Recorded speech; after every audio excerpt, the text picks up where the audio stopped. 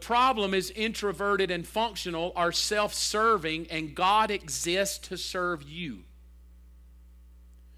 He becomes your lucky rabbit's foot, so to speak. And it becomes this kind of Christian. I need, I want, I desire. Would you meet my desires? Would you fulfill my needs? Would you answer my prayer? Would you change this? Would you change that? Would you please? Now, there's nothing wrong with that. We're encouraged to ask. We are encouraged to bring our petitions to God. But if we're not careful, we wind up being very introverted Christians, and Christianity is molded around my own happiness. If you don't believe this is true, just go see how many times we can hop churches in life. Because I want to be happy. It's not about being missional, it's about being functional. Well, their music's better than that music, and this person's better than that person, that preacher's better than this preacher. And if we're functional Christians, then we will forever just run around and hop around trying to be happy.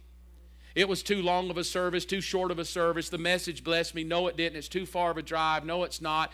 Well, and then we just end up being functional Christians. We're good people, and we live good lives, and but we're really not missional.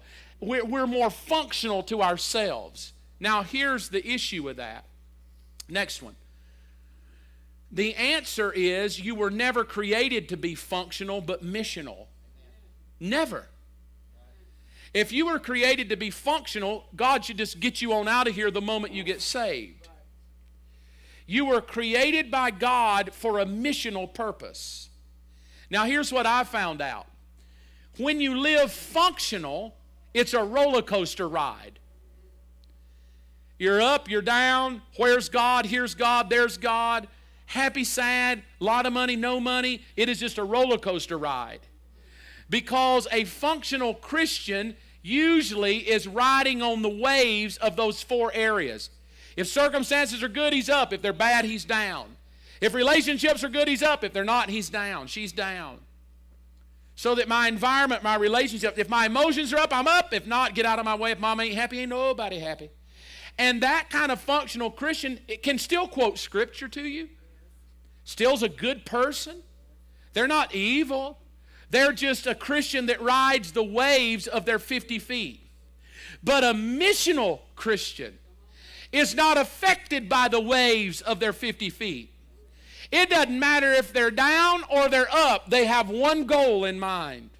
It doesn't matter if they're broke or they're wealthy, if they're happy or they're sad, because what is moving them is not their own inward introverted 50 feet. They are moved by something bigger than the 50 feet within which they live. It is Paul in the prison who begins to sing while he's in prison. It's a man who can say, I've been rich and I've been poor, I've been well fed and I've been hungry, I've been beaten, left for dead. But I can tell you this, I can do all things through Christ who strengthens me.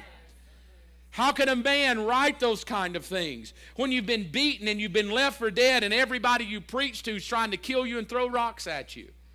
And you just keep on preaching.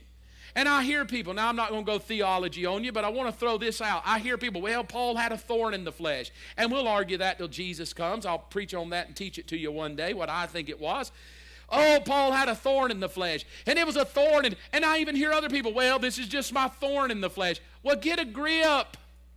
Because if you really believe Paul had a thorn in the flesh, he never whined about it.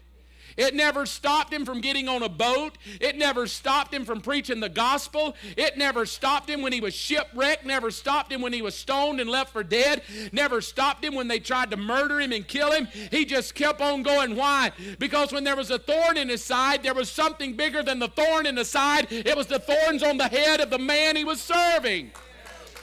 And when you focus on the thorn in your side, you forgot about the thorn in the head.